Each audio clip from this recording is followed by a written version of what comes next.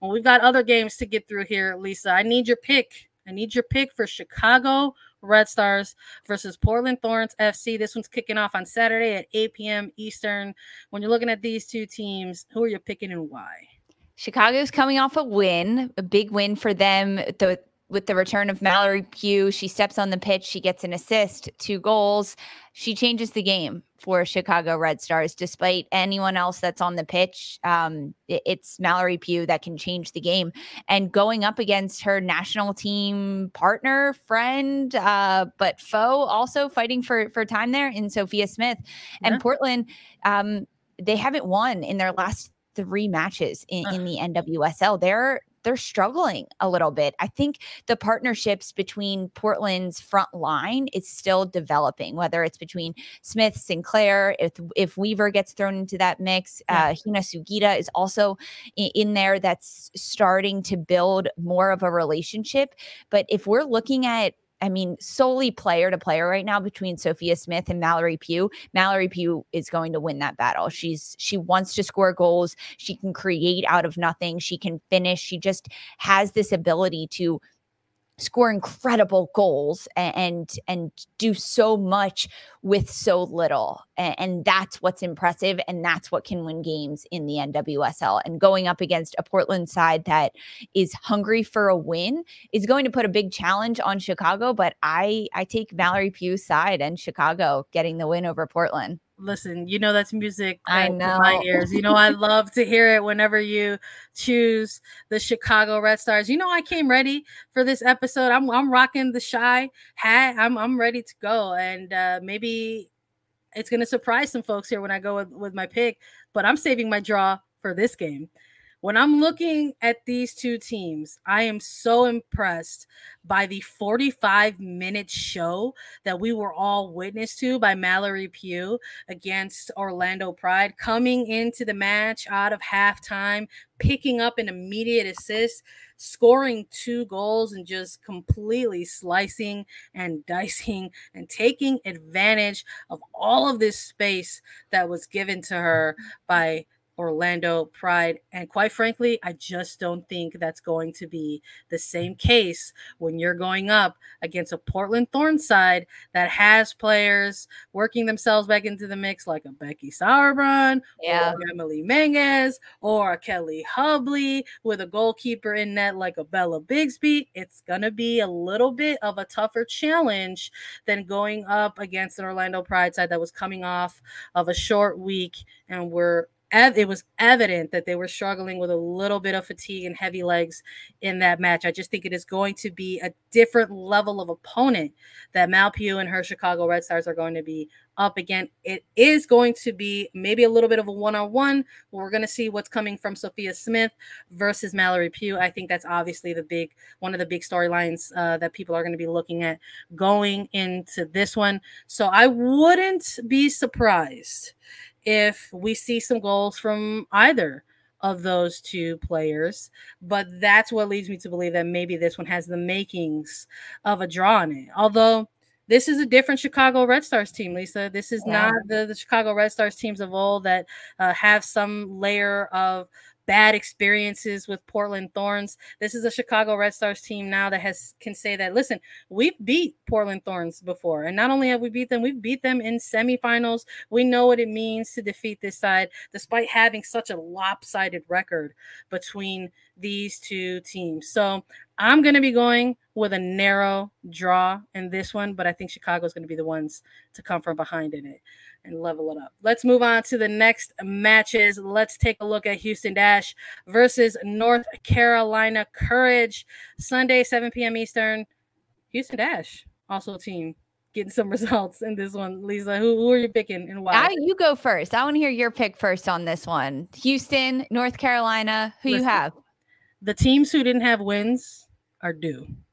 So even though I picked Racing against Kansas City, I'm not going to be surprised if I come on here and have to say, hey, I was wrong. And I'm looking at North Carolina Courage and Houston, and I'm looking at the Courage to finally get a win in the regular season. Another team kind of similar to Kansas City had success in the Challenge Cup, went on to win and lift the Challenge Cup, but have had some struggles dealing with players out on COVID protocol. That disrupts your rhythm when you're trying to establish that in the regular season. So not having all your typical personnel available, it's tough. It's tough to be able to say, hey, this is what we're trying to put out there and produce, et cetera, et cetera. Now, you're looking at a player like Dabinia who can always wreak a lot of havoc against teams, and I don't think that this is going to be any different when it comes to these two teams. I don't imagine that this will be something that's considered a blowout win, but I am looking at these two sides, and I think that this is the game that North Carolina Courage is going to say, this is the one that we can go ahead and get our mojo back in. I agree with this one. I mean, the performance we saw from Rachel Daly and Houston Dash the last time this team played against Portland was an incredible Rachel Daly game. I mean, she has the ability to turn it on and get wins for Houston, but before that, Houston was struggling. They haven't been able to put together consistency over a stretch of games, even a stretch of 90 minutes. And that's what is the most concerning thing for me when I look at this Houston Dash side. And North Carolina, they've hit a bit of a struggle bus, but I don't think that they're down and out. I mean, getting the loss over San Diego Wave at the goal from Alex Morgan late in the first half. North Carolina did control a lot of those games. We know Caroline is working her way back into the mix for North Carolina, which definitely helps things. But on Sunday between Houston and North Carolina is due. I think that they're going to get goals in this one, and they're going to be able to dominate over a team like Houston. I respect it. So we're both going Courage in this one? Yes. All right. All right, we'll see. We'll see what happens over the weekend. We got one last game to make some picks. Angel City FC versus Gotham FC. Gotham FC coming off of a tough result, hitting the post multiple times in a game, tying up a record for in-game post shots. Head coach Scott Parkinson saying, hey, team has to take a look at itself right now. Yeah. Things are tough for that team. And Angel City sitting pretty high up there on the NWSL standings, getting results. Lisa, when we're looking at this matchup, you got a winner, and why? This one's hard. Angel City hosts Bank of California Stadium. That's a really tough place for opponents to come in and play. But I've been so impressed with what we've seen from Angel City. They've only scored 4 goals throughout this regular season so far, but they've only conceded 2. Yet they're still number 2 in the standings. So they're putting the pieces together, and they're able to do that. But it's narrow score lines, and against a Gotham team, that's okay, because Gotham has not come out and scored goals, only 3 throughout this regular season. But they are a team that has not gone out and said, we're going to score 4 goals and still have a shutout. Their forwards are lacking a little bit of oomph. They're not connected with the midfield. We're seeing good balls played through by Christy Mewis for Gotham, and no one on the end of them, or Anamano getting caught up under her and finding seams. But when we look at Angel City's defense and Didi Herrera coming off of a really great game, Allie Riley back in the back line, I think Megan Reed has done a tremendous job for Angel City. They have more pieces. I have Angel City, the home side, taking the win in this one over Gotham. It's just, we're not there yet for Gotham in my eyes. We're not there where they're going to be stringing together wins and consistent enough games for the NWSL yet. Yeah, it's tough to sort of watch this pretty slow start. We'll just refer to it as a really slow start to the season for this Gotham FC side. It was a team that we rated during the preseason. We wanted to see the growth. We wanted to see the transition from what they did last year and grow and build on that in 2022. And quite frankly, we just have not seen that throughout the Challenge Cup and now throughout this month of May in the regular season. So and on the Angel City side of things, we're maybe seeing the opposite of that. Yeah, narrow score lines, right? Against some of these results in the opposition that they faced.